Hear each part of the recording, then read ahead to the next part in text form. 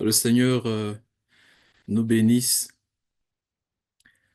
que sa grâce soit abondamment répandue sur chacun d'entre vous. J'espère que vous m'entendez bien et que vous me voyez également bien. Oui, tout est correct. Amen.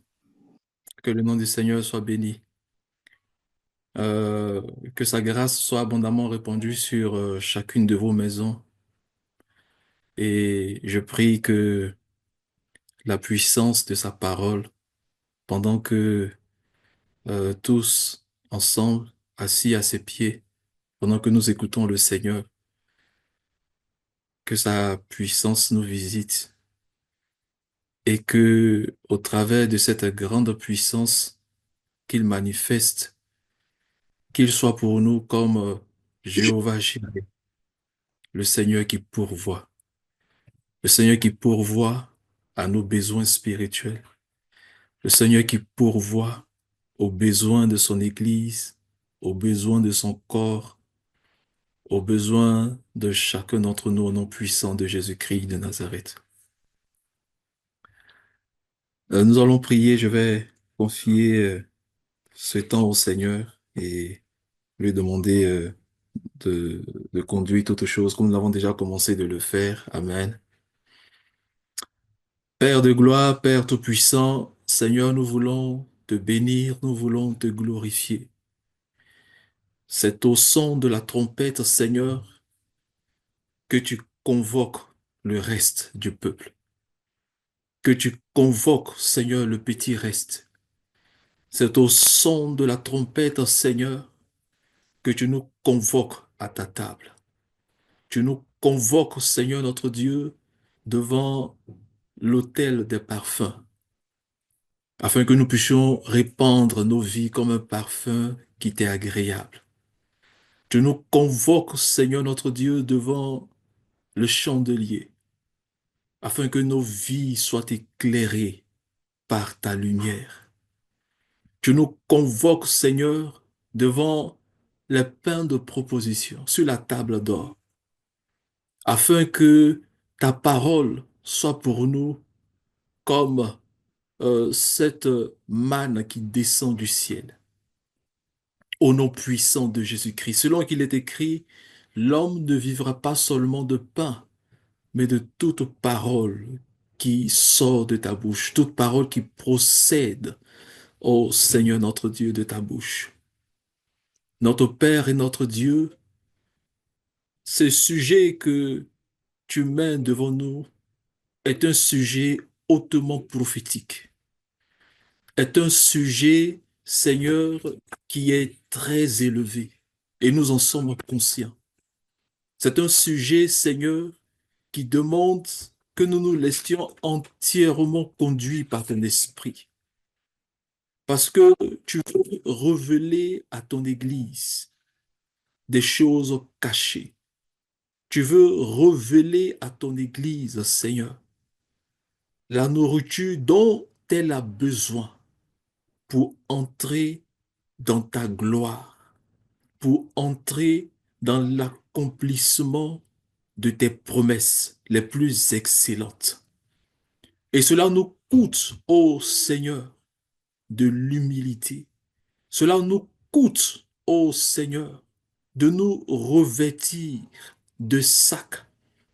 Cela nous coûte, ô Seigneur, de nous mettre à tes pieds. Cela nous coûte, ô Seigneur, de te mettre toi seul au centre, afin que toi seul sois vu, que toi seul sois entendu, que toi seul sois compris, que toi seul sois adoré, que toi seul, Seigneur, sois magnifié, que toi seul, Seigneur, sois célébré, que ton nom seul, ô Seigneur, qui nous donne le salut, qui nous délivre, qui nous libère, qui est notre puissant bouclier, se manifeste. Père, nous te prions au nom de Jésus-Christ, non seulement pour cette séance, mais pour les séances qui vont suivre, Seigneur. Que ton Saint-Esprit nous parle au nom de Jésus-Christ de Nazareth. Pendant que le monde va et continuera d'aller de trouble en trouble et que des hommes, Seigneur, vont rendre l'âme remplie de terreur et que la confusion, Seigneur, va davantage s'enraciner dans les nations. Père, tu veux que ton peuple, rempli d'ardeur, se présente devant ta sainte montagne, se présente devant toi à Sion. Père, nous prions que tu nous parles puissamment, que tu nous parles puissamment. Nous ne cherchons pas de belles paroles. Nous ne cherchons pas à agrandir un savoir. Nous voulons te connaître. Nous voulons connaître tes voies. Nous voulons comprendre ton plan de rédemption. Et nous voulons participer à ton plan et à tes desseins. Nous te faisons confiance, Seigneur. Nous faisons confiance à ta grande fidélité pour simplement nous conduire dans ce que tu as prévu pour nous. Que ton nom soit béni. Seigneur, que ton nom soit élevé. Seigneur, que ton nom soit magnifié. Au nom de Jésus-Christ de Nazareth. Amen. Alléluia. Euh, avant de poursuivre, je voudrais demander s'il y a, si quelqu'un peut m'aider avec la lecture des textes bibliques, pas forcément les projeter, pas forcément le projeter sur l'écran, mais juste la lecture, ça pourrait aller. Mais bon, si on projette aussi, ça sera la série sur les gâteaux, il n'y a pas de souci. Et puis, Amen. Te bénis, mon frère Bossé. L'autre chose que je voulais demander, c'est vraiment à chacun d'entre nous de vraiment supporter la manière dont je vais aborder le sujet. Je vais vraiment prendre mon temps. Donc, je vais m'arrêter au moment où l'heure sera arrivée de m'arrêter. Donc, la conclusion ne sera pas forcément une conclusion logique. Parce que je vais vraiment prendre mon temps pour expliquer certaines choses. Je vais vous demander également de me supporter parce que par moment, je vais expliquer certaines vérités. En tout cas, je vais m'évertuer d'expliquer certaines vérités vraiment de façon très simple. Et par moment, je vais vraiment descendre souvent sur certains points qui pourraient, pour certains parmi nous, être très basiques. Mais j'ai à cœur que vraiment que tout le monde puisse comprendre ce dont nous sommes en train de parler. Amen. Donc, je vais vous demander également sur ce plan de me supporter. Amen. Que le nom du Seigneur soit béni. Et c'est une séance interactive. Donc, vous avez également la possibilité de pouvoir de pouvoir poser des questions. On verra chemin faisant comment est-ce que on s'organise avec les réponses. L'activité du Seigneur et de son messager au milieu de la nuit. L'activité du Seigneur et son messager au milieu de la nuit. Avant mon intervention, notre précieux frère Légré nous a partagé sur deux séances le le messager du Seigneur et le messager de l'Alliance. Alors, il a, lorsqu'il a fait savoir que c'était ce sujet-là qu'il avait à cœur, euh, ça m'a fait un baume au cœur et en même temps, ça m'a fait réaliser combien de fois, dans de petites choses, le Seigneur est en train de nous amener à comprendre ce qu'il veut que nous puissions comprendre. Parce que voyez-vous, en fait, ce thème, ce même sujet, c'est vrai que c'était pas directement ce sujet que nous avions abordé, mais au niveau au niveau de l'église locale, donc au niveau de l'Italie et au niveau de la France, nous avions abordé la parabole, pour ne pas dire nous sommes en train de parler de la parabole des 10 vierges, et le sujet nous a amené à regarder, pour ne pas dire nous amène à regarder également Malachie chapitre 3 et Malachie chapitre 4, le messager du Seigneur et le messager de l'Alliance. Et je crois que ce n'est pas un hasard. Au cours de son intervention, le frère Légré a dit que nous devons faire très attention aux détails, parce que le Seigneur nous parle par ces choses-là. Le Seigneur nous indique sa pensée. Et j'ai eu à cœur également de d'aborder plus ou moins sous le même aspect, mais de le regarder sous un autre angle. Donc, par moment, je vais m'appuyer sur certains fondements que le frère Légré a posés, qui sont très utiles, qui sont très importants pour expliquer certaines choses. Ceci étant, au travers de ce thème, au travers de ce sujet, nous voulons, n'est-ce pas, comprendre exactement ce que le Seigneur est en train de faire en ces temps de la fin. Et nous voulons comprendre pour nous associer pleinement au Seigneur et savoir comment est-ce que le Seigneur veut que nous soyons associés.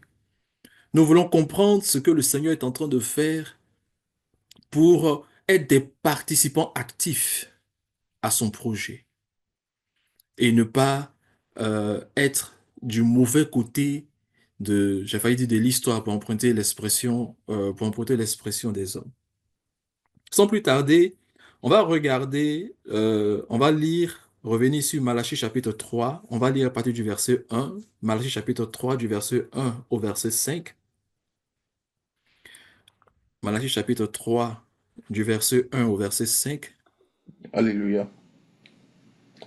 Voici, Amen. j'enverrai mon messager, il préparera le chemin devant moi. Et soudain, entrera dans son temple le Seigneur que vous cherchez, le messager de l'alliance que vous désirez. Voici, il vient, dit l'Éternel des armées. Qui pourra soutenir le jour de sa venue? Qui restera debout quand il paraîtra? Alors, il sera comme le feu du fondeur, comme la potasse du foulon. Il s'assiera, fondra et purifiera l'argent. Il purifiera les fils de Lévi. Il les épurera comme on épure l'or et l'argent, et ils présenteront à l'Éternel des offrandes avec justice. Alors l'offrande de Juda et de Jérusalem sera agréable à l'Éternel, comme aux anciens jours, comme aux années d'autrefois. Amen. Je m'approcherai de vous pour le jugement, et je me hâterai de témoigner contre les enchanteurs et les adultères, contre ceux qui jurent faussement, contre ceux qui retiennent le salaire du mercenaire, qui oppriment la veuve et l'orphelin, qui font tort à l'étranger et ne me craignent pas, dit l'Éternel des amis. Amen. Amen.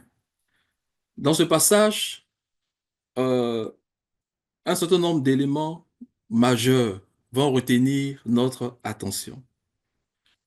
Le premier élément, c'est le messager du Seigneur. Donc, il dit, j'enverrai devant moi mon messager, le messager du Seigneur, avec une mission, celle de préparer le chemin devant moi. Donc, le messager vient préparer le chemin devant le Seigneur.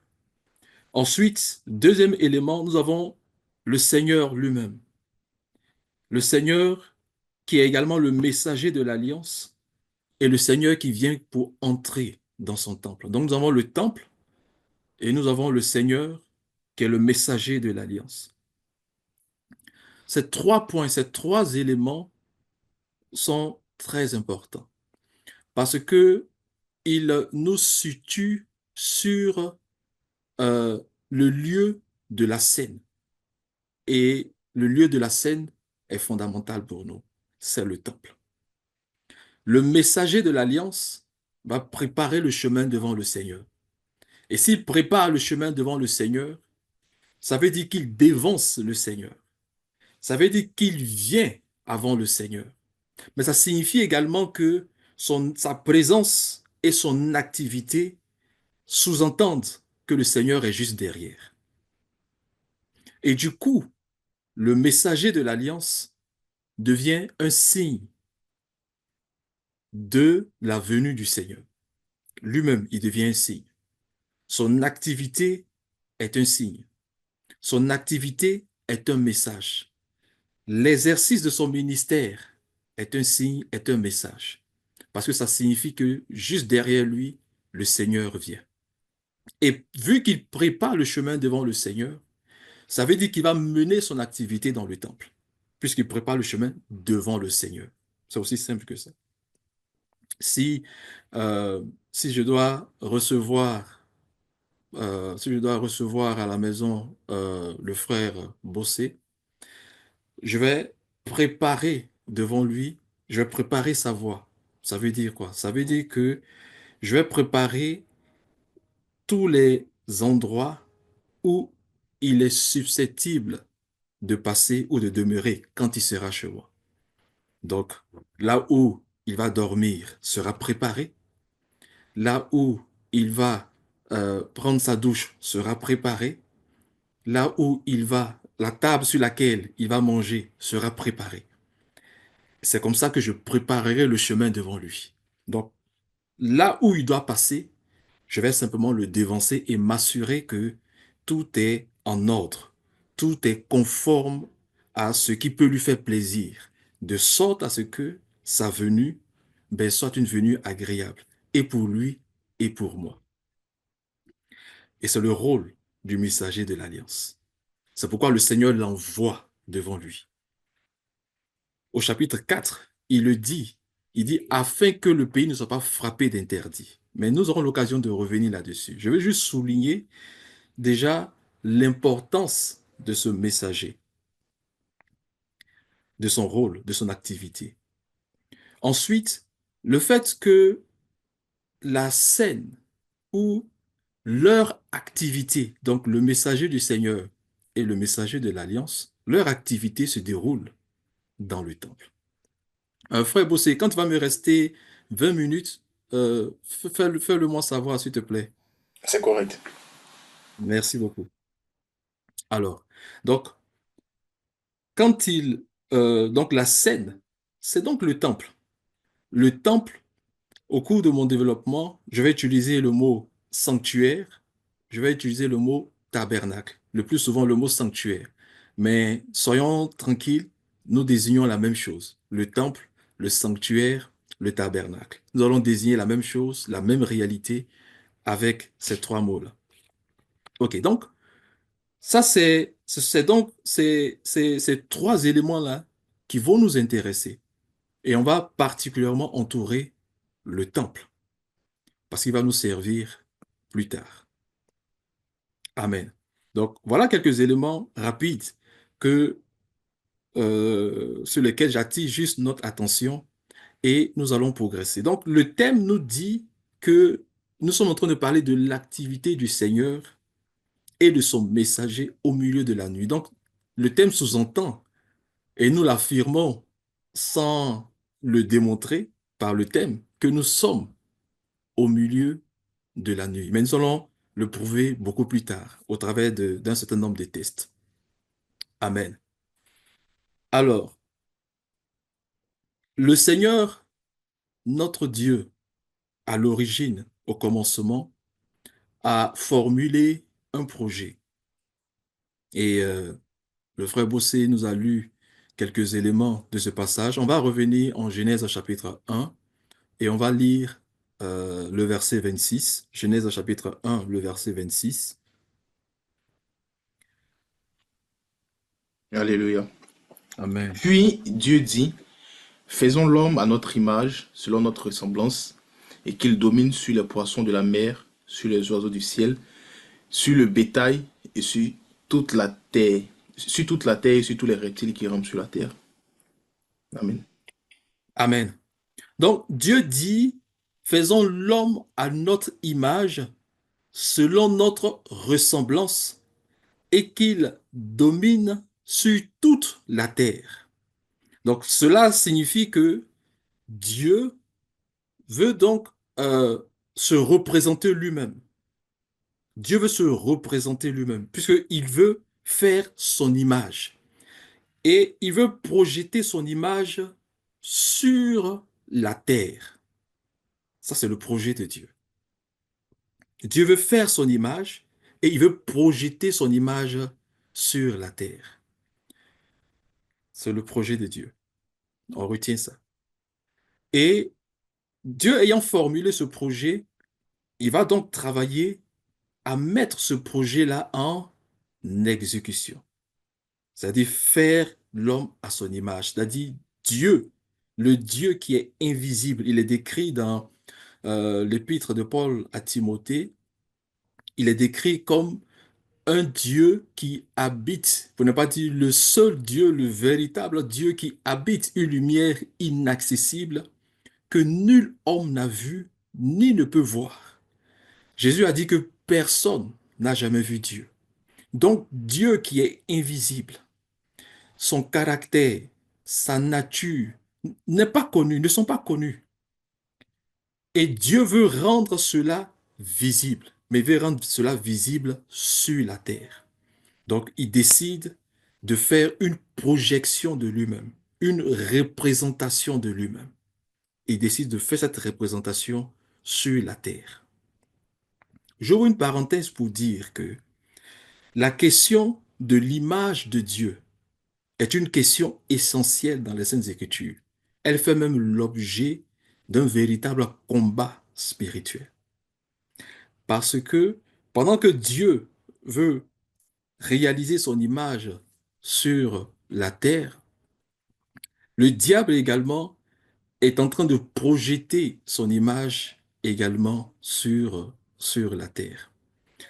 Vous vous souvenez que dans le livre d'Apocalypse au chapitre 13, la Bible déclare que la bête qui monte de la terre va faire une image de la première bête, celle qui monte de la mer, et va faire de sorte à ce que les habitants de la terre adorent l'image de la bête. Et la Bible nous dit que Christ est l'image du Dieu invisible. Il est l'empreinte du Dieu invisible. Donc, il y a Dieu qui veut donc projeter son image sur la terre et il y a la bête qui fait une image de la première bête afin que les habitants de la terre l'adorent. La Bible déclare que Dieu a envoyé son Fils et il a déclaré à la création que toute la création l'adore, que les anges de Dieu adorent son image et son empreinte. Donc vous avez deux images qui sont projetées sur la terre et qui doivent faire l'objet d'adoration. Une fausse adoration et une véritable adoration. Entre-temps, Dieu a dit à l'homme dans les commandements, tu ne feras point d'image de ce qu'il y a dans les cieux, de ce qui existe dans les cieux et de ce qui existe sur la terre. C'est un commandement. L'homme ne doit pas faire une image, une représentation de ce qui est dans les cieux. Mais Dieu va faire une représentation de ce qui est dans les cieux parce que il est dans les cieux et il décide de projeter, de faire une image de lui-même. Ça, c'est très important. On aura l'occasion d'approfondir cette question. Mais on garde déjà cela à l'esprit.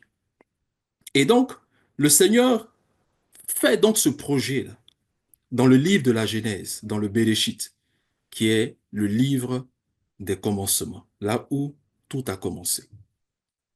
Et puis, dans le dernier livre de la Bible, donc dans le livre de l'Apocalypse, qui nous projette sur, c'est vrai, ce qui est passé, des choses qui sont passées, mais qui nous amène également sur la fin de toutes choses, comment euh, l'histoire de l'Église va s'achever. Donc le livre de l'Apocalypse va nous présenter à la fin à quoi va ressembler le projet de Dieu. C'est-à-dire que Dieu qui a déclaré dans le livre de la Genèse, faisons l'homme à notre image, Nous allons retrouver dans le livre de l'Apocalypse ce à quoi Dieu faisait allusion. Parce que le livre de l'Apocalypse va nous montrer la fin, va nous montrer comment est-ce que Dieu a réalisé son image. Et puis on va regarder cette image qu'il a réalisée, on va voir à quoi elle ressemble, et puis on va laisser cette image-là nous donner euh, quelques lumières, quelques instructions qui vont nous aider à avancer. Vous vous souvenez que au départ, en lisant le passage de Malachie, je vais souvent vous demander de faire cet exercice, de garder certaines choses à l'esprit, parce qu'on va souvent revenir pour faire des liens. Donc, dans le passage de Malachie qu'on a lu, on nous a présenté donc le messager du Seigneur qui vient devant le Seigneur. On nous a présenté euh, le messager de l'Alliance, qui est le Seigneur lui-même, qui entre dans son temple. Il y a un autre élément que j'ai oublié de souligner dans le passage. On nous présente également donc dans le passage de Malachie, on nous présente également un peuple qui attend le Seigneur. Il dit, soudain entrera dans son temple le, le messager de l'Alliance, soudain entrant dans son temple, le Seigneur que vous attendez, le messager de l'Alliance auprès de qui vous soupirez, après qui vous soupirez. Donc il y a un peuple qui attend le Seigneur. Il y a un peuple qui cherche le Seigneur. Et dans le passage de Malachie, le peuple qui cherche le Seigneur, on suppose que ce peuple est éclairé. Donc quand il cherche le Seigneur, il sait que le Seigneur qu'il cherche entrera dans son temple. Donc c'est par rapport au temple que ce peuple-là cherche le Seigneur. Ce peuple-là sera donc connecté au sanctuaire. Il sera connecté au sanctuaire de Dieu, au tabernacle de Dieu, puisqu'il sait que le Seigneur qui l'attend entrera dans son temple. Donc vous voyez que tout le focus est mis sur le temple, est mis sur le sanctuaire. Donc allons maintenant dans Apocalypse chapitre 21. Apocalypse chapitre 21. On va regarder le verset 2, le verset 3. Apocalypse chapitre 21, le verset 2, le verset 3, pour voir la, la réalisation de ce que Dieu avait toujours voulu faire et qu'il a révélé en Genèse chapitre 1, le verset 26. Alléluia. Et je Amen. vis descendre du ciel d'auprès de Dieu la ville sainte, la nouvelle Jérusalem, préparée comme une épouse qui s'est parée pour son époux. Et j'entendis du trône une voix forte qui disait, voici le tabernacle de Dieu avec les hommes.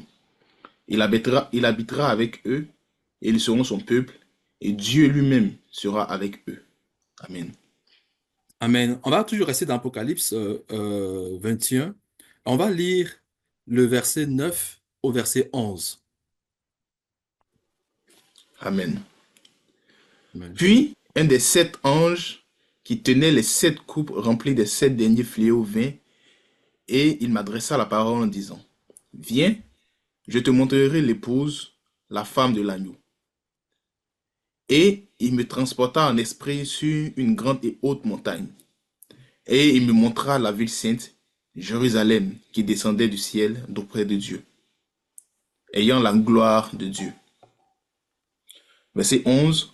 Son éclat était semblable à celui d'une pierre très précieuse, d'une pierre de jaspe, transparente comme du cristal.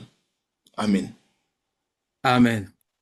Alors, dans le premier passage que nous avons lu, il dit qu'il a vu descendre du ciel la ville sainte, la nouvelle Jérusalem, préparée comme une épouse qui s'est parée pour son époux. Donc, dans la vision, il voit donc une ville. Il voit la ville de Jérusalem. Et il décrit cette ville-là comme une épouse qui s'est préparée, qui s'est parée pour son époux. Donc, qui s'est préparée pour pour les noces, pour le mariage. Et cette même ville, cette même épouse, il va entendre une voix qui va la décrire comme un tabernacle.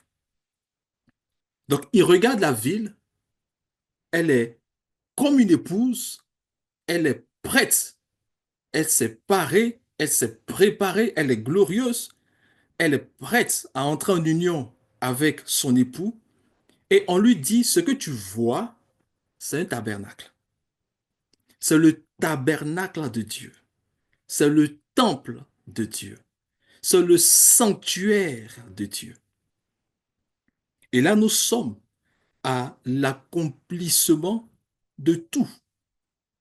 C'est-à-dire que le plan et le projet de Dieu s'est parfaitement réalisé.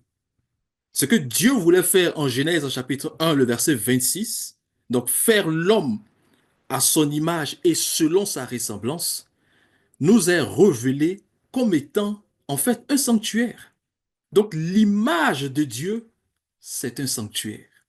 L'image du Dieu invisible, c'est un temple, mais pas n'importe lequel. Mais cette vérité, elle va nous mettre en face d'une autre vérité.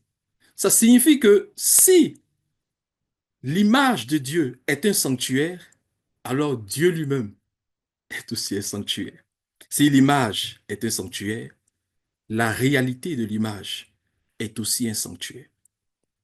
Donc, Dieu nous révèle que le tabernacle, en réalité, a toujours été son projet. Réaliser un tabernacle parfait, réaliser un tabernacle qui ressemble à Dieu, c'est le projet de Dieu. Alors, du coup, lorsque ceux qui attendent le Seigneur, ceux qui cherchent le Seigneur, ont compris cette vérité, ils s'attendent à ce que le messager de l'Alliance entre dans le sanctuaire. Parce qu'ils savent que le sanctuaire, c'est le point focus de toute l'attention de Dieu. C'est là où c'est ce qui cristallise toute l'activité du Seigneur. Et donc, le sanctuaire devient pour nous un élément de référence. Donc, lorsque nous parlons ou lorsque nous parlerons, lorsque nous expliquerons les activités du Seigneur au milieu de la nuit, nous n'aurons d'autre choix que d'être projetés dans les questions qui sont liées au sanctuaire. Parce qu'à la fin du travail de Dieu, à la fin de l'œuvre du Seigneur, c'est de se présenter à lui-même une épouse qui est en réalité un sanctuaire. Le deuxième texte qu'on a lu nous donne un certain nombre d'éléments. On va revenir là-dessus, on va lire attentivement. Donc, on retient que Dieu veut faire une image de lui-même. Et puis, lorsque le livre de l'Apocalypse nous révèle l'accomplissement de toutes choses, il nous révèle un tabernacle. On va prendre d'autres éléments pour asseoir la vérité selon laquelle l'image de Dieu est un sanctuaire céleste. C'est pourquoi nous pouvons dire que Dieu lui-même est un sanctuaire. Dieu lui-même est un temple. Et on va comprendre maintenant, un peu plus en avant, les questions qui sont liées au sanctuaire, en lien avec notre rédemption, avec notre délivrance, avec les questions qui sont liées à la seconde venue du Seigneur Jésus-Christ. On va revenir donc dans Apocalypse chapitre 21. Donc on essaye vraiment d'aller tout doucement. Apocalypse chapitre 21. On va lire, je crois, c'était oui, le verset 9 au verset 11. Amen.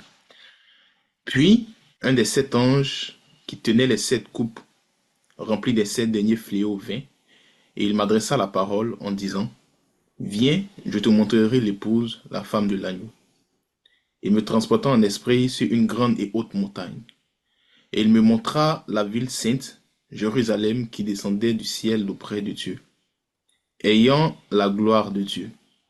Son éclat était semblable à celui d'une pierre très précieuse, d'une pierre de jaspe transparente comme du cristal. Amen. Amen. Donc, nous sommes en train d'affirmer que l'image de Dieu est un tabernacle, est un sanctuaire.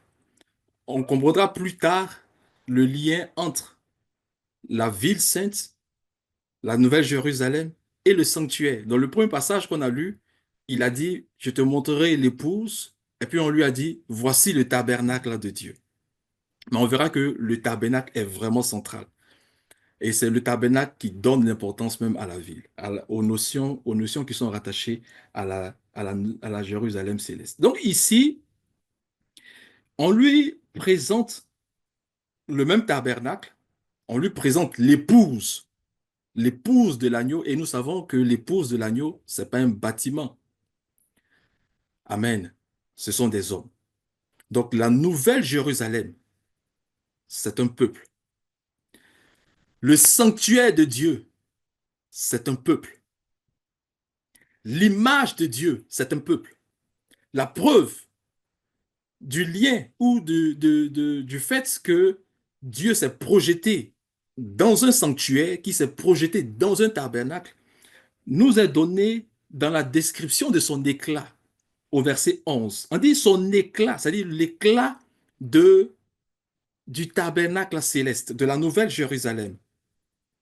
Son éclat était semblable à celui d'une pierre très précieuse, d'une pierre de jaspe transparente, comme du cristal. Donc, le tabernacle de Dieu, le peuple vainqueur du Seigneur, le peuple fidèle du Seigneur, est donc un tabernacle, est une ville sainte, mais qui a l'aspect d'une pierre de jaspe. Et il y a un qualificatif qui est mis à côté de la pierre de jaspe. Cette pierre, elle est transparente. Mais le jaspe, on le retrouve dans Apocalypse chapitre 4. On va lire Apocalypse chapitre 4. Apocalypse chapitre 4. Je suis en train de faire tout ce discours pour nous amener à nous focaliser sur les questions du sanctuaire. Apocalypse chapitre 4. Et on va lire à partir du verset 1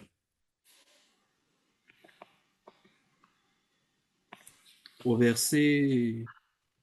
au verset 3. Amen.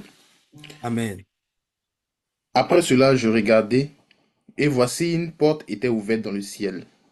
La première voix que j'avais entendue, comme le son d'une trompette, et qui me parlait, dit, monte ici, et je te ferai voir ce qui doit arriver dans la suite.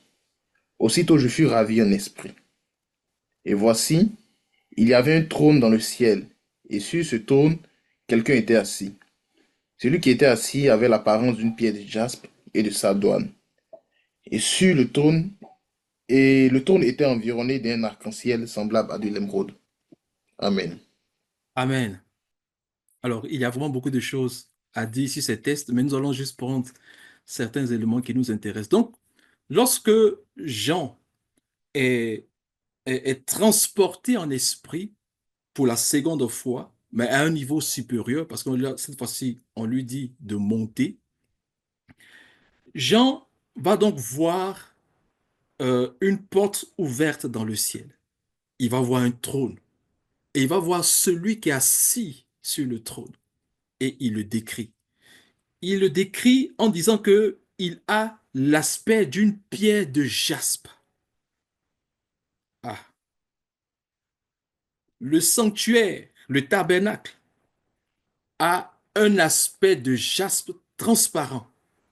Celui qui est assis sur le trône a un aspect de jaspe, d'une pierre, de la pierre, d'une pierre précieuse, d'une pierre de jaspe. Parce que le jaspe, c'est une pierre précieuse, une pierre de valeur. Donc, on voit que le tabernacle de Dieu, l'épouse de l'agneau, lorsque le Seigneur a achevé son travail en elle, elle a les mêmes caractéristiques que Dieu parce que elle a l'apparence d'une pierre de jaspe, seulement qu'elle est du jaspe transparent. Et celui qui est assis sur le trône est également décrit comme ayant l'aspect d'une pierre de jaspe. Donc on voit l'image et la réalité, à la différence près de la transparence qui est rattachée au sanctuaire céleste, au tabernacle. La pierre de jaspe, comme je l'ai dit tout à l'heure, c'est une pierre de valeur, mais c'est une pierre, généralement, elle a la couleur rouge-brun, et c'est une pierre qui est opaque. C'est-à-dire, c'est une pierre qui ne laisse pas transpercer, qui ne laisse pas passer la lumière. On ne peut pas voir au travers d'une pierre de jaspe. Dans leur grande majorité, ce sont des pierres très opaques.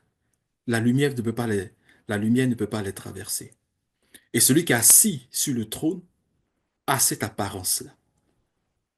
Maintenant, le tabernacle de Dieu, lui, c'est une pierre de jaspe, mais il est d'un jaspe transparent. Pourquoi?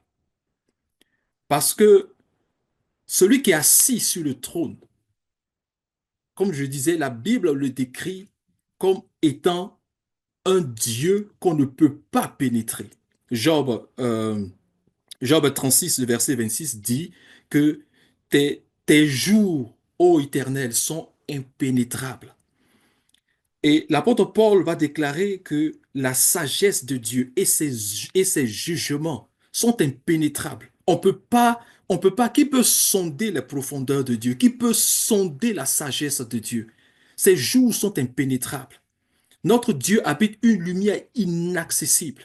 Et parce qu'il est ainsi, et qu'il ne veut pas que les choses en demeurent ainsi, c'est pourquoi il décide de créer à son image et à sa ressemblance. Donc, le tabernacle qu'il crée, parce que le tabernacle sera la manifestation visible du Dieu invisible, sera la manifestation visible du caractère, de la nature, de la vie, de la puissance de Dieu. C'est pourquoi ce jaspe-là, il est présenté comme étant transparent. Parce qu'au travers de lui, les perfections invisibles de Dieu sont rendues visibles. La sagesse impénétrable de Dieu est rendue connue, est révélée. La grâce, la puissance infinie de Dieu, l'immortalité divine est rendue visible et accessible pour toute la création. Donc, c'est pourquoi le tabernacle de Dieu, l'image de Dieu, est un jaspe transparent, alors que celui qui est assis sur le trône, il demeure un jaspe qu'on ne peut pas pénétrer. Vous vous souvenez que l'apôtre Paul a dit que Dieu veut faire connaître par l'Église sa sagesse infiniment variée. Si Dieu ne se révèle pas, personne ne peut le connaître. Il n'y a aucun moyen de connaître Dieu si ce n'est que lui-même décide de se révéler. C'est pourquoi nous disons que Dieu est impénétrable. Amen. On ne peut pas, par des calculs, par des sciences, par des divinations, on ne peut absolument pas connaître Dieu. Sauf si Dieu lui-même décide de se révéler. Et quand Dieu décide de se révéler, l'instrument qui décide de se révéler, c'est un tabernacle. Parce que Dieu lui-même est un tabernacle. Amen. Et ça devient très intéressant parce que on comprendra pourquoi dans l'activité du Seigneur et dans l'activité de l'ennemi du Seigneur, un focus particulier sera mis sur le tabernacle. On vous dira dans Apocalypse chapitre 13, on aura l'occasion de revenir en détail sur ces choses, mais je le dis en passant comme ça me vient à l'esprit. Euh, donc dans Apocalypse chapitre 13, on nous dit que la bête va blasphémer contre le tabernacle de Dieu, contre ceux qui habitent au ciel. Elle va blasphémer contre eux. Pour dire que le combat est projeté vers le tabernacle, en même temps que toute l'attention du ciel, tout le travail du Seigneur, le messager de l'alliance que nous attendons, après qui nous soupirons, entrera dans son temple. Alléluia. Il entrera dans son temple. Donc si nous voulons suivre l'activité du Seigneur, nous devons nous référer au tabernacle. Parce que c'est là que tout va se jouer. C'est là que tout va se jouer. Amen. C'est là que tout va se jouer.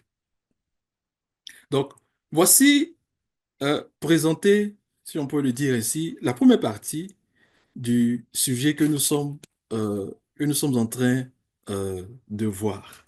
Donc, nous comprenons que le tabernacle revêt un caractère particulier. Nous allons essayer de progresser. Déjà, on comprend que le tabernacle est très important. Le test de Malachie que nous avons lu,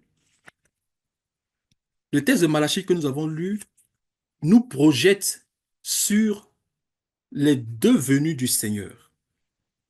Malachie, on va relire, on va revenir sur Malachie, on va juste s'intéresser à quelques versets et puis nous allons dire un certain nombre de vérités pour progresser. Donc Malachie chapitre 3. Généralement, lorsqu'on lit le texte, on pense plus à, à Jean-Baptiste, le messager qui vient devant le Seigneur, mais on aura l'occasion vraiment de bien regarder tout ça. On va lire donc Malachie chapitre 3 et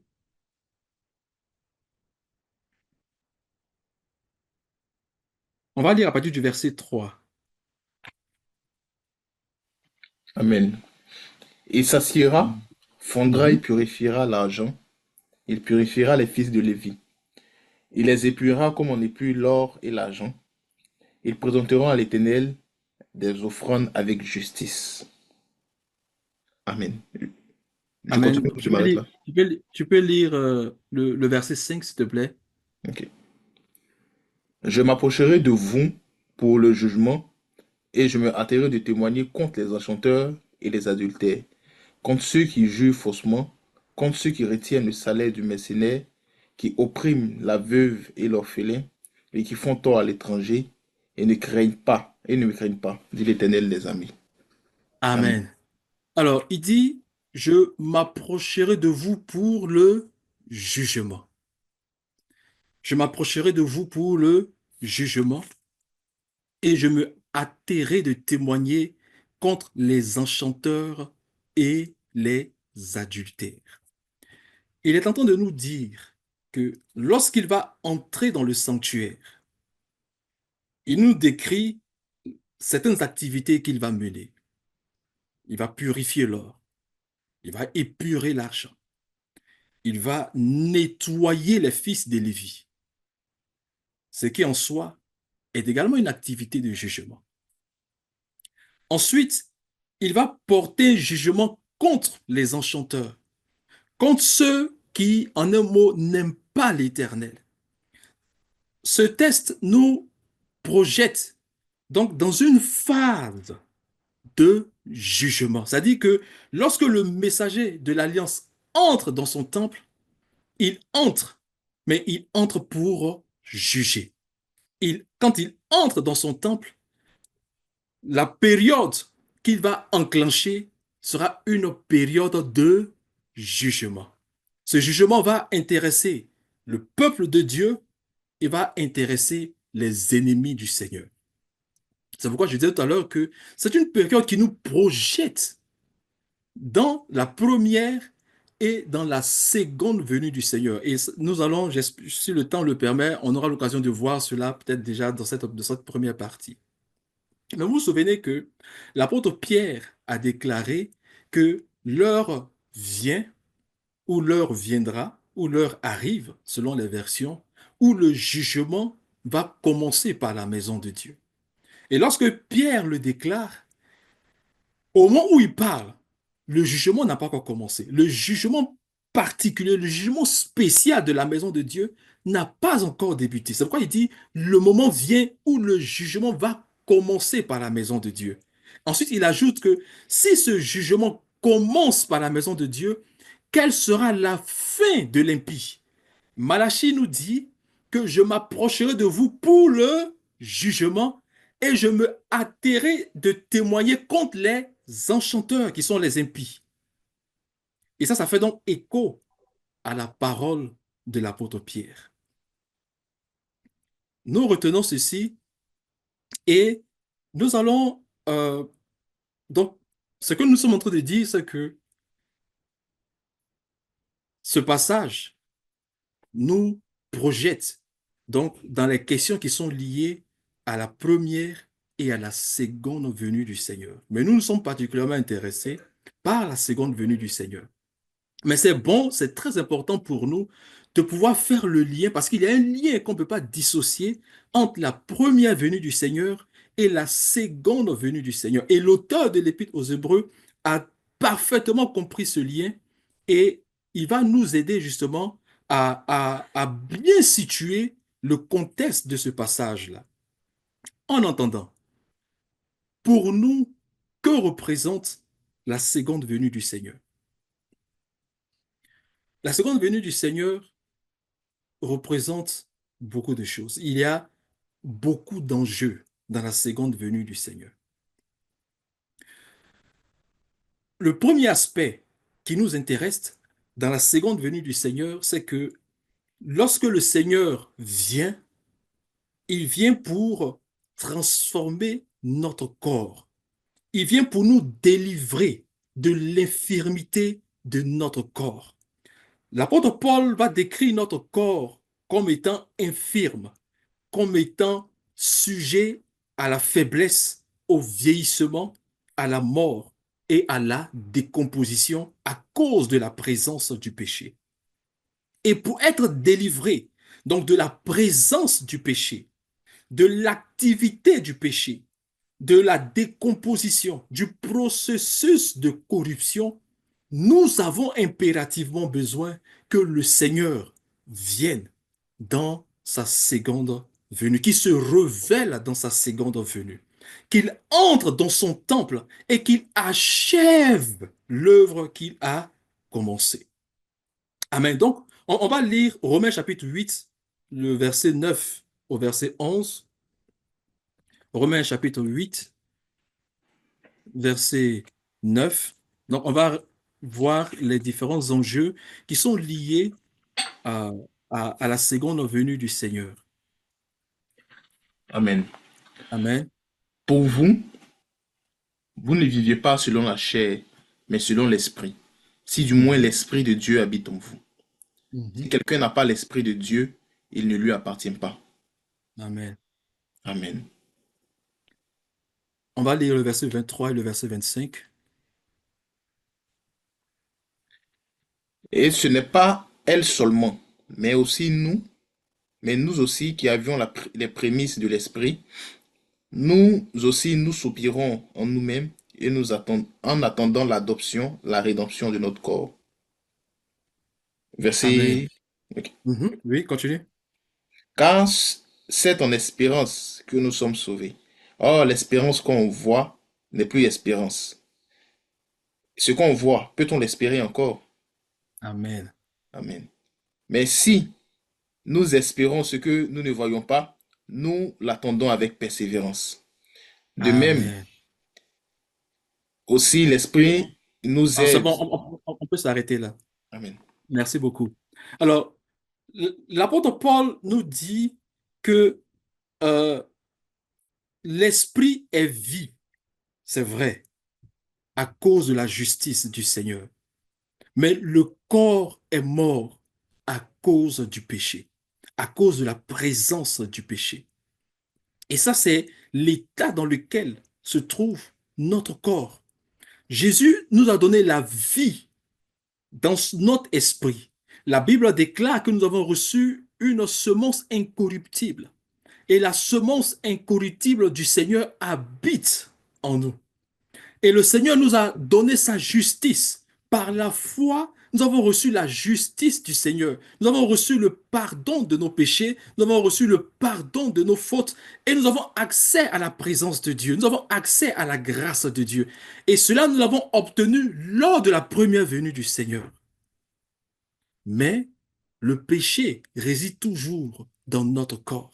C'est pourquoi il dit que nous soupirons en nous-mêmes et nous attendons l'adoption, la rédemption de notre corps, la délivrance de notre corps. Nous attendons la délivrance du pouvoir du péché, la délivrance de la présence du péché, la délivrance du pouvoir de la mort. Et la seconde venue du Seigneur doit pouvoir résoudre ce problème-là. Donc, c'est l'un des enjeux de sa seconde venue. Donc, ceux qui sont dans les temples et qui attendent le messager de l'Alliance, c'est parce qu'ils soupirent après la délivrance de leur corps. Ils soupirent après la délivrance de la présence du péché. Ils soupirent après la délivrance du, du processus de la corruption. Le processus de la corruption, on peut simplement représenter par le fait donc que tout ce qui existe finit par vieillir, s'affaiblir, mourir, se décomposer et devenir de la poussière. C'est ça le processus de la corruption. Et la seconde venue du Seigneur, nous l'attendons pour qu'elle mette un terme à ce processus-là. Premier élément. Deuxième élément important, euh, nous sommes dans une situation, j'ai failli dire anormale, mais une situation qui est transitoire, pour laquelle il faut impérativement que le Seigneur rétablisse les choses. Et quelle est cette situation? Cette situation, c'est que lorsque nous avons cru en Jésus-Christ, le Seigneur nous a donné son esprit. La Bible déclare qu'il nous a fait naître de nouveau. La plupart des versions traduisent ainsi. En grec, ils disent qu'il nous a fait naître d'en haut. Ensuite, le Seigneur il nous a fait naître par la semence incorruptible qu'il nous a donnée. Et la semence incorruptible qu'il nous a donnée, c'est sa parole. On va lire 1 Pierre chapitre 1, le verset 23. Et puis nous allons poursuivre le commentaire. 1 Pierre chapitre 1, le verset 23. Amen. Puisque vous avez été régénérés, non pas une semence corruptible, mais pas une semence incorruptible, par la parole vivante et permanente de Dieu. Amen. Il Amen. dit, vous avez été régénérés par une semence incorruptible. En grec, le mot semence, c'est le mot sperma. Donc, on a été régénéré par le sperma divin. On est devenu enfant de Dieu par le sperma divin. On dit Alléluia. On dit gloire à Dieu. C'est merveilleux. Mais c'est une situation, il y a une situation qui est inachevée, pour laquelle il faut que le Seigneur revienne pour achever quelque chose qui a commencé. Cette situation, c'est que la semence incorruptible que nous avons reçue, donc c'est une semence qui a le pouvoir de mettre fin au processus de la corruption, puisque c'est une semence incorruptible. Mais une semence incorruptible, le Seigneur a établi un principe depuis la création. C'est que à chaque semence, il donne un corps qui est conforme à la nature, au caractère et à la vie de la semence. Suivez-moi bien. À chaque semence, le Seigneur va donner une nature, une vie, va donner un corps qui est conforme à la nature, à la vie qui se trouve à l'intérieur de la semence. Mais pour ce qui nous concerne, nous avons reçu une semence incorruptible. Mais cette semence incorruptible habite et réside dans un corps qui lui est sujet à la corruption, un corps qui est infirme, un corps qui s'affaiblit. Donc, cette situation, la seconde venue du Seigneur doit apporter un rectificatif. C'est une situation transitoire à laquelle le Seigneur va mettre fin lors de sa seconde venue. Donc, c'est un des défis de la seconde venue du Seigneur. On va lire 1 Corinthiens, euh, l'apôtre Paul établit ce principe. 1 Corinthiens chapitre 15, 1 Corinthiens chapitre 15,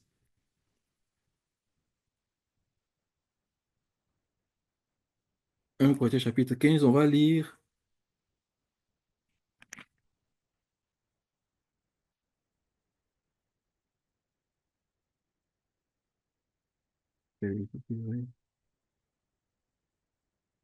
Un instant, hein.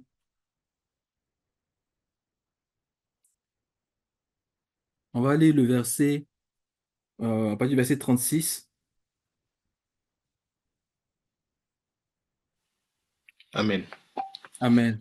Insensé, ce que tu sèmes ne répond point vie s'il ne meurt. Et ce que tu sèmes, ce n'est pas le corps qui naîtra, c'est une simple graine, de blé peut-être, ou quelque autre semence. Puis Dieu lui donne un corps comme il lui plaît, et à chaque semence, il donne un corps qui lui est propre. Toute chair. Amen. On peut s'arrêter là. Amen. Il dit, ce que tu sèmes, ce n'est pas le corps qui naîtra. C'est peut-être un simple grain de blé ou quelque chose ou quelque autre semence que ce soit. Verset 38.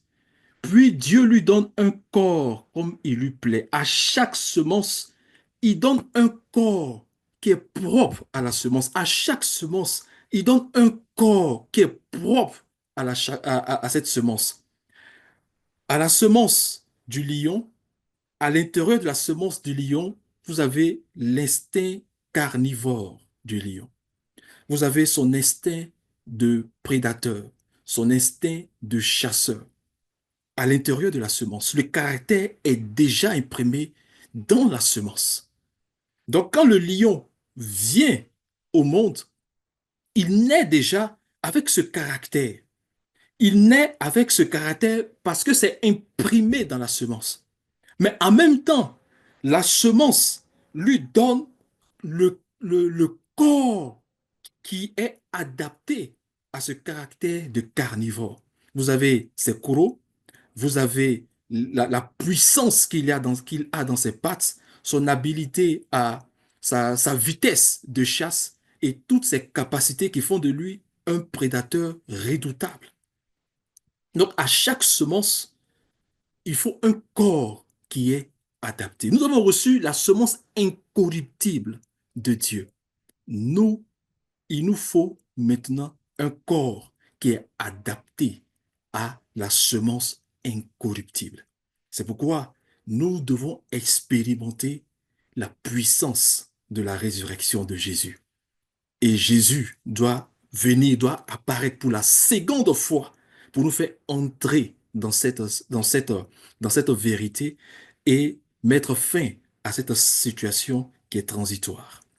L'autre venue du Seigneur est lié à tous ceux qui ont marché. L'autre défi qui est rattaché donc à la seconde venue du Seigneur est lié à tous ceux qui ont mis leur foi, leur espérance dans le Seigneur et qui se sont endormis.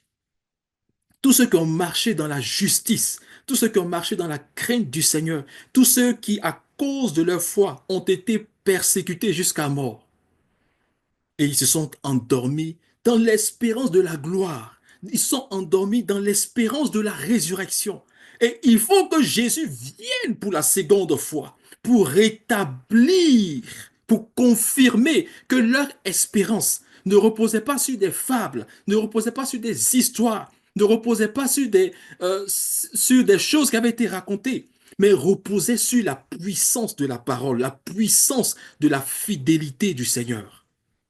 Le messager de l'alliance, il faut qu'il apparaisse.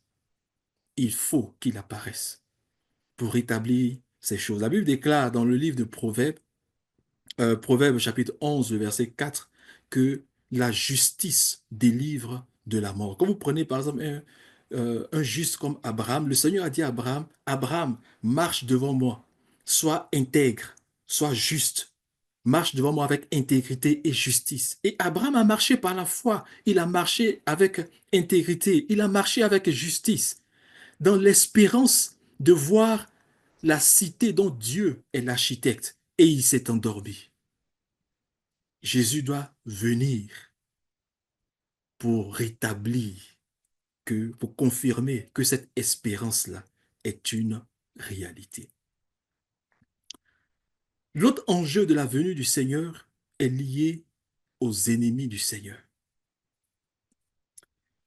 Aux ennemis du Seigneur. Amen.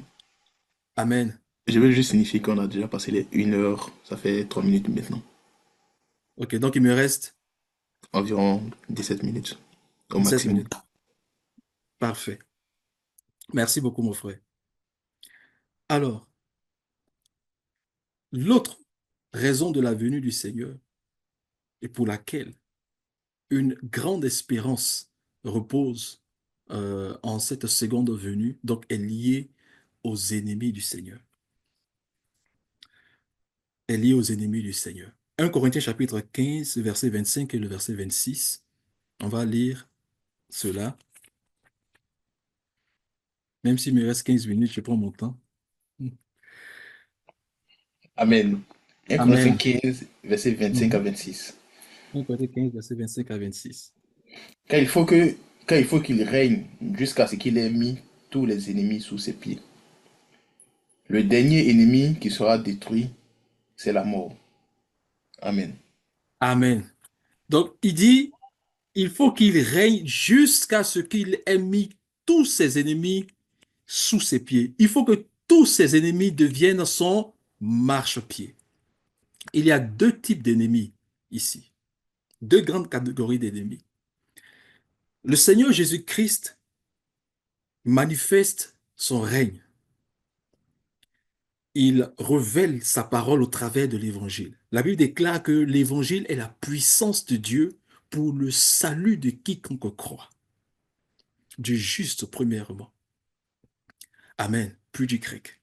Du juif premièrement, plus du grec.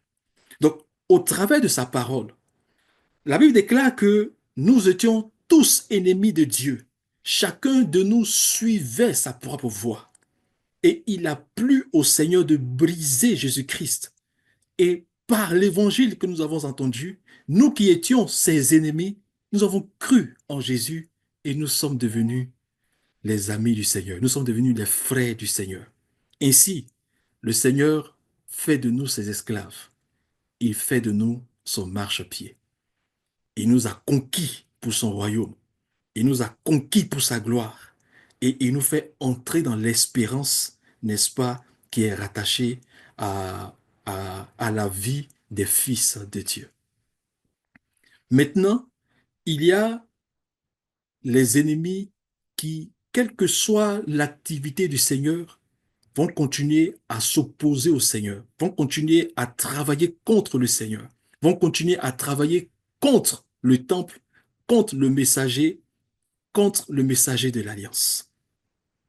Ceux-là, le Seigneur va les anéantir, va les détruire. Il dit le dernier ennemi qui sera détruit, c'est la mort. Donc la mort n'est pas le seul ennemi, c'est le dernier, probablement le plus important. Mais c'est le dernier ennemi, ce n'est pas le premier. Il y a donc une série d'ennemis que le Seigneur va anéantir par son éclat. L'apôtre Paul déclare que euh, pendant le jour du Seigneur, l'apostasie va s'installer dans l'Église. Le rejet de la parole de Dieu, le rejet de la parole prophétique, le rejet de la soumission au Seigneur, en gardant les apparences de la piété. Voilà ce qu'on va observer. Et cette activité cette manifestation de l'apostasie va favoriser l'émergence d'un corps de serviteurs de Dieu qui vont s'établir sur leurs frères comme des dieux, enseignant ce qu'il ne faut pas enseigner. La Bible déclare que le Seigneur les détruira par le souffle de sa bouche et par l'éclat de son apparition. On va lire Apocalypse chapitre 11, du verset 15 au verset 18. Pendant qu'on va sur Apocalypse chapitre 11, verset 15 au verset 18, vous vous souvenez que le diable avait dit à Jésus, à la fin de son jeûne, euh, la Bible déclare qu'il lui a montré en un instant tout le royaume de la terre.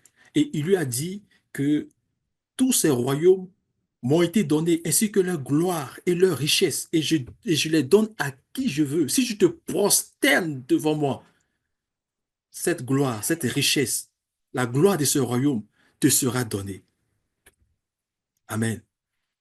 Qui lui a donné ça? Personne ne lui a donné. C'est par usurpation qu'il a pris ça. Et ces choses sur lesquelles il s'est assis pour établir son règne, le Seigneur, par sa seconde venue, doit rétablir les choses. le règne, les royaumes de la terre doivent être remis à notre Dieu et à son Christ. Et donc, l'autre enjeu de la seconde venue du Seigneur, c'est justement la destruction de ces royaumes.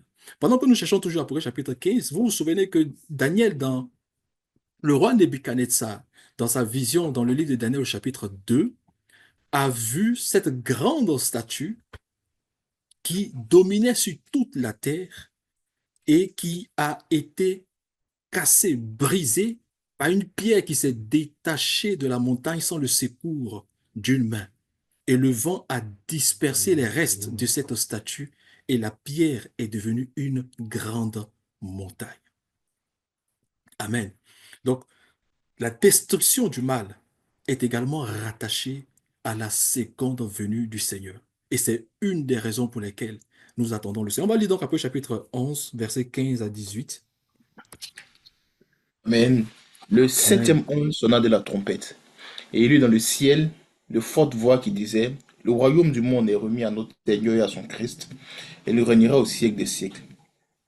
Et les 24 vieillards qui étaient assis devant le trône, devant Dieu sur leur trône, se prosternaient sur leur face, et ils adoraient Dieu, en disant, nous te rendons grâce, Seigneur Dieu Tout-Puissant, qui est, qui était, de ce que tu as saisi ta grande puissance et pris possession de ton règne. Les nations se sont irritées et ta colère est venue. Et le temps est venu de juger les morts et de récompenser tes serviteurs, les prophètes, les saints et ceux qui craignent ton nom, les petits et les grands, et de détruire ceux qui détruisent la terre. Amen. Amen. Il dit donc, lorsque le septième ange a sonné de la trompette, on a entendu donc de fortes voix qui ont donc déclaré que le royaume du monde est remis à notre Dieu, est remis à notre Seigneur et à son Christ. Et le temps est venu de détruire ceux qui détruisent la terre. Donc, le temps de détruire ceux qui détruisent la terre vient avec le son de la septième trompette. Amen. Donc, dans la sonnerie de la septième trompette, nous aurons donc euh, le péché, la présence du péché qui sera anéantie, qui sera détruite, le processus de la corruption qui sera détruit en nous, parce que nous ferons partie du corps de vainqueurs. Donc, au début donc du son de la septième trompette, c'est à cela que nous allons assister. Ceux qui ont mis leur espérance dans le Seigneur, qui sont morts, qui ont été persécutés pour leur foi en Jésus-Christ, vont expérimenter, n'est-ce pas, la résurrection et le changement de corps également. Tout cela au cours de la sonnerie de la septième trompette. Et quand on va arriver pratiquement vers la fin de la sonnerie de la septième trompette, les, toutes les dominations, les puissances qui sont élevées contre le Seigneur, qui sont élevées contre le Christ, seront anéanties par l'éclat de la manifestation de son tabernacle céleste. Alléluia. Bien-aimés dans le Seigneur, ce que nous essayons de présenter en introduction, et ça c'est vraiment une introduction que nous avons faite, nous n'avons pas encore touché le sujet. Ce que nous essayons de présenter, c'est que Dieu a un projet. Dieu a un plan. David a déclaré, l'Éternel est mon salut. Cette déclaration, on la retrouve dans toute l'Écriture. L'Éternel est mon salut. Le Seigneur est mon salut. Cette déclaration de David signifie deux choses très importantes. Elle signifie que le salut me vient du Seigneur, me vient de l'Éternel. Mais elle signifie également que ce que l'Éternel est, la vie de l'Éternel, sa nature, son règne constitue pour moi mon salut. C'est mon salut. Devenir comme le Seigneur, c'est mon salut. Devenir comme le Seigneur me garantit la victoire sur le péché, sur la présence du péché, sur le travail de la mort, me garantit la victoire et me permet de régner avec le Seigneur dans le monde. Et donc, quand le Seigneur formule le projet de faire l'homme à son image et que l'homme chute dans le péché, Dieu ne change pas son projet. Pourquoi? Parce que la solution demeure toujours pour l'homme, le fait de devenir comme le Seigneur. Donc, Dieu va donc toujours poursuivre son projet. Et en accomplissant son projet, il va commencer par, il va révéler l'importance du sanctuaire comme étant la clé au travers de laquelle ce projet-là va connaître son accomplissement. Amen. Et donc, nous comprenons que le Seigneur, l'Éternel, notre Dieu, qui, qui vient, qui est venu pour la première fois et qui est entré, on aura l'occasion de bien expliquer ce contexte de entrer dans son temple, entrer dans son sanctuaire, épurer, purifier. On aura l'occasion de revenir sur ces choses. Mais déjà, nous pouvons retenir que le Seigneur qui entre en activité, qui travaille dans le sanctuaire, est en train de nous amener à nous focaliser sur justement ce qui se passe au niveau du sanctuaire. Regardez un instant. Lorsque Jésus-Christ est glorifié et qu'il décide de se révéler à l'apôtre Jean, qui est devenu un vieillard, sur l'île de Patmos, dans le livre d'Apocalypse chapitre 1, le Seigneur se révèle à Jean comme le souverain sacrificateur. Et le livre d'Apocalypse commence par révélation de Jésus-Christ. Révélation de Jésus-Christ, le dévoilement de Jésus-Christ. Et donc, quand le Seigneur commence à se dévoiler à, à Jean, il se dévoile comme un souverain sacrificateur dans le sanctuaire, dans le tabernacle. Et ça nous interpelle. Ça nous interpelle. Amen. Et donc, de façon prophétique, en regardant le tabernacle, les activités du Seigneur, en apprenant à identifier le messager et le messager de l'Alliance et leur activité dans le sanctuaire, nous serons capables, en 2025, de savoir exactement ce que le Seigneur est en train de faire. Nous serons capables de, de comprendre comment le Seigneur veut que nous identifions le messager de l'Alliance, mais comment il veut que nous-mêmes, nous devenions le messager du Seigneur. Et après l'étape du messager du Seigneur, que nous devenions le messager de l'Alliance. Amen. Et c'est ce grand mystère que le Seigneur nous donnera par sa grâce de regarder, d'observer et de parcourir. J'aimerais m'arrêter là pour ce soir. Et s'il y a des questions, je ne sais pas combien de temps il reste, mais voilà, s'il y a des questions, on pourra les observer. Amen.